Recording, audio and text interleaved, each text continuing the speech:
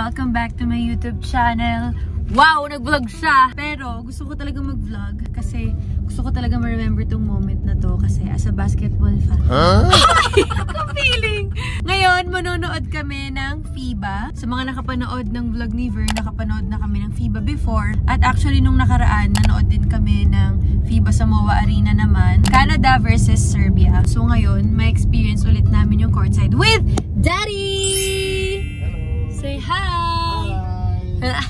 At syempre kasama din namin si Vern. Talaga nung time na nag-courtside kami, actually kahit hindi ako talagang basketball fan, sobrang grabe yung experience. Amazed na amazed ako na parang, ala, ang tatangkad pala talaga nila sa personal, ang lapit-lapit. Parang, alam mo yun na starstruck ka talaga. Tapos naging interesado na talaga ako. Ewan ko kung naiirita na si Vern dahil tanong ako ng tanong sa kanya nung time na yun. Pero sobrang na-enjoy ko talaga. At nung sinabi ni Daddy na gusto niya manood ng FIBA, ay pinush ko talaga magkaroon ng another courtside tickets para syempre ma-experience din ni Daddy na experience ko. Actually, nandito na kami sa MOA Arena.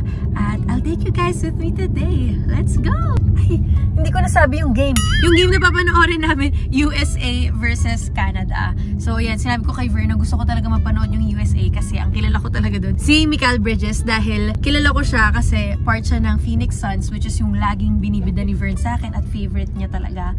Kaya yun talaga yung familiar na name for me. Actually, naririnig ko rin naman si Austin Reeves pero ang napapanood ko lang talaga si Mikal Bridges. So, super excited to see them at let's go! Hello, guys!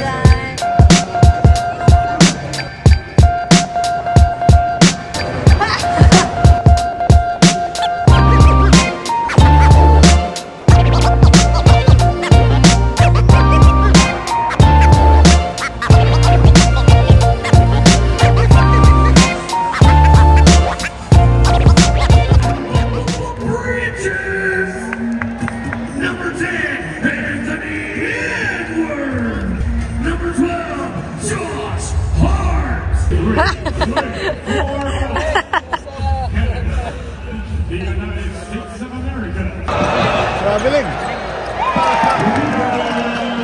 Napapakamot si USA. Traveling yun eh.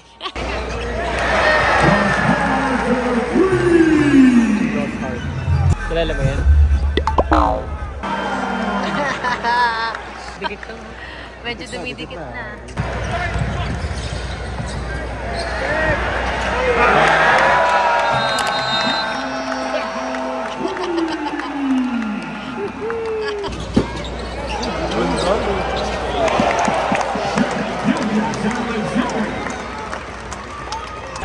Huli!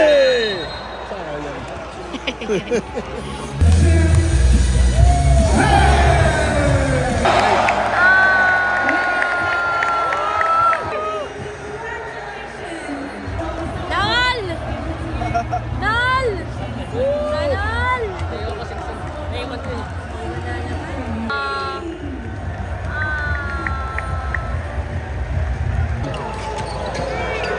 Right!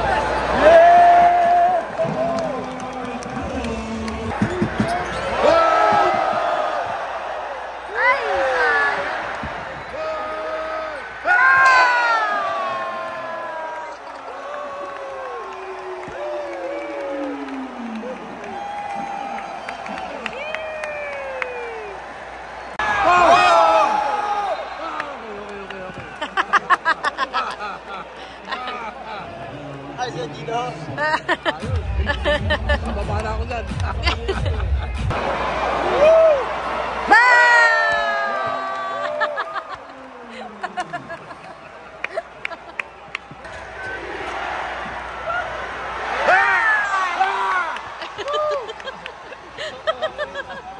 Lalim!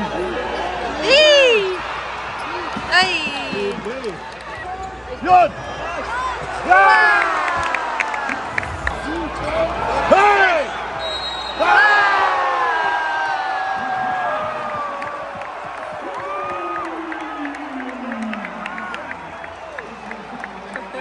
Kanan!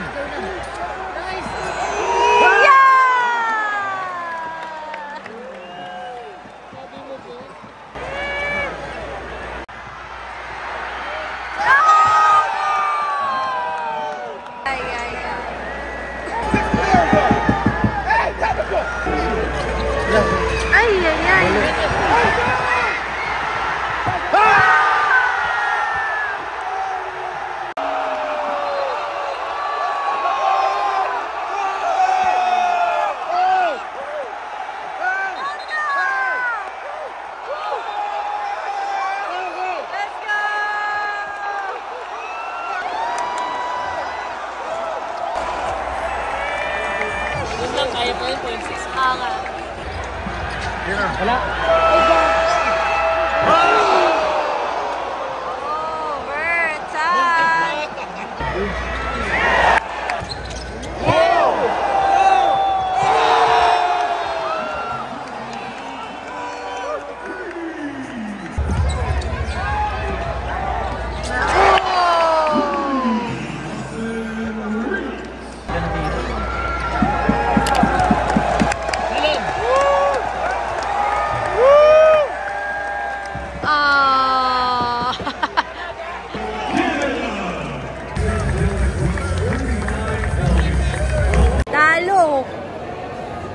Pero ang ganda ng game. Ganda. Yeah. Maganda yung laban. Let's go.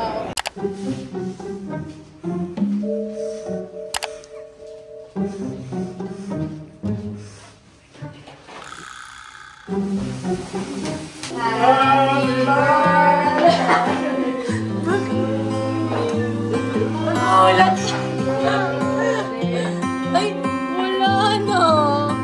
Happy birthday.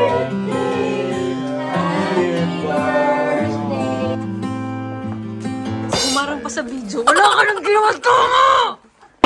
Hindi na ka! Hindi ko na kuha.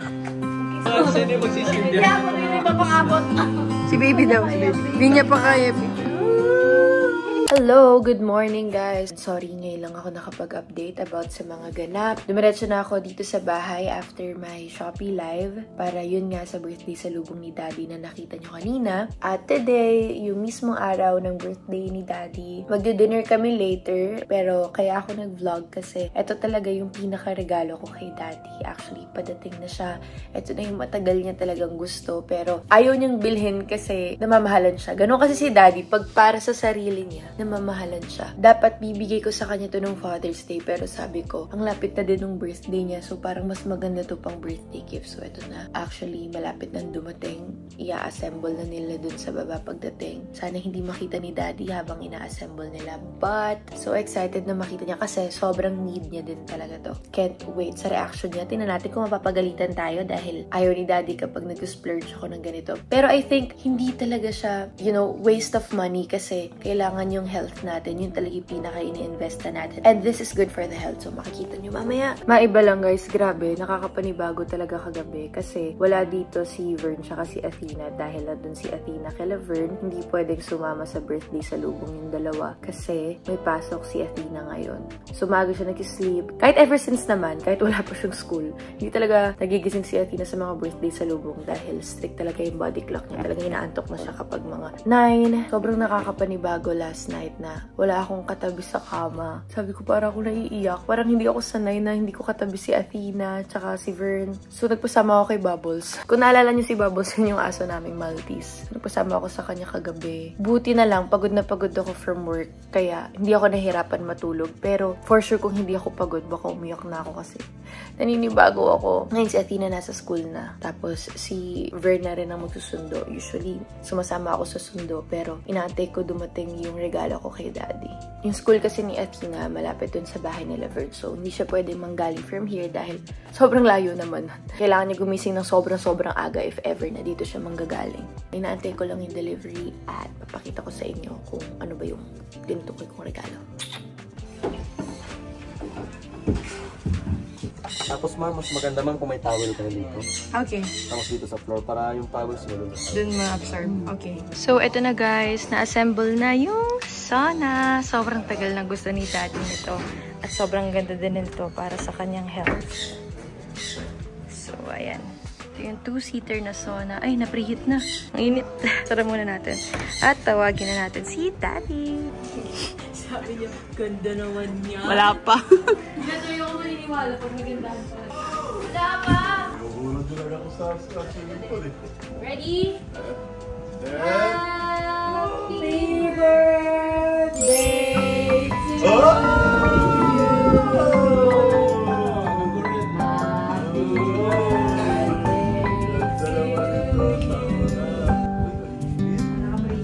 malamang. Kaya ako magsauna ngayon. Pwede mo ka muna sa bahay. Mamaya. Grabe. Halika na, May. Ay, kaso na, Daddy, oh. Dami ka kumpitar, Dad. Bluetooth, pwede naman sound.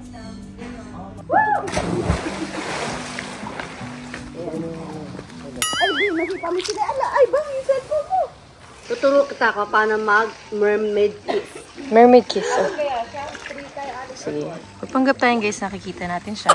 Hirap na hirap siya niyan. Pero sa totoo, hindi naman natin nakikita yung ginagawa niya. Pagbangon niya, mag-yay tayo sabay-sabay para hindi naman ma-disappoint ang ating nanay. Wow! Yay! Grabe! About to the heart. So magical. Ay, may heart sa ilalim yun. Ay, so magical. Ay, umulit pa siya. Diyos ko, baka himatayin tong nanay ko. Tinan mo, wala namang nakikita. Parang, nag-heart siya. Oh, tinan mo, nalulunod. Saan ka nakakita ang mermaid na nalulunod? Dito lang yan sa bahay namin. Tama? Hindi siya heart. Asterisk. Asterisk. Ganda kaya yung sound na dito. Clark International Airport. Ano pangalan niya, Ron? Halika na, may picture! Wala, sumisipa. Gusto mo bumaba? Ron Jr. Water girl. Wait lang. 1, 2, parang viva! Patingin nga! Patingin, patingin. Mami!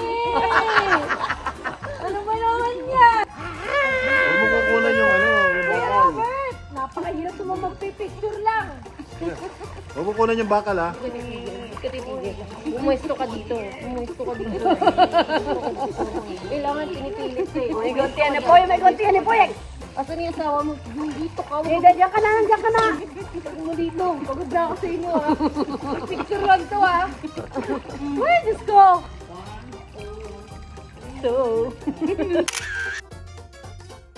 Ay, nauna na sa sauna. Oh, ano? Parang.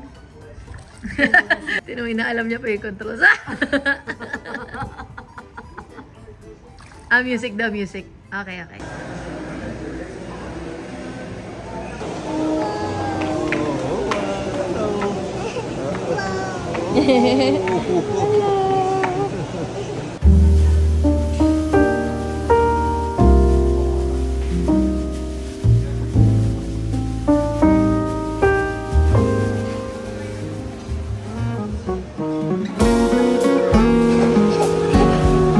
Yes?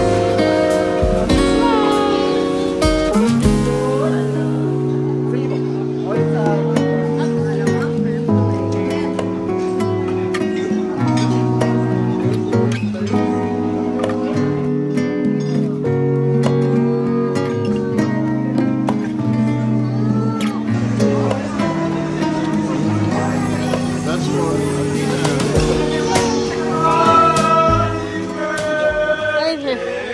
Sakto.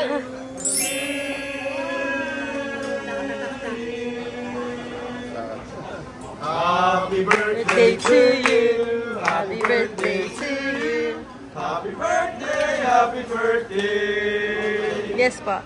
Happy birthday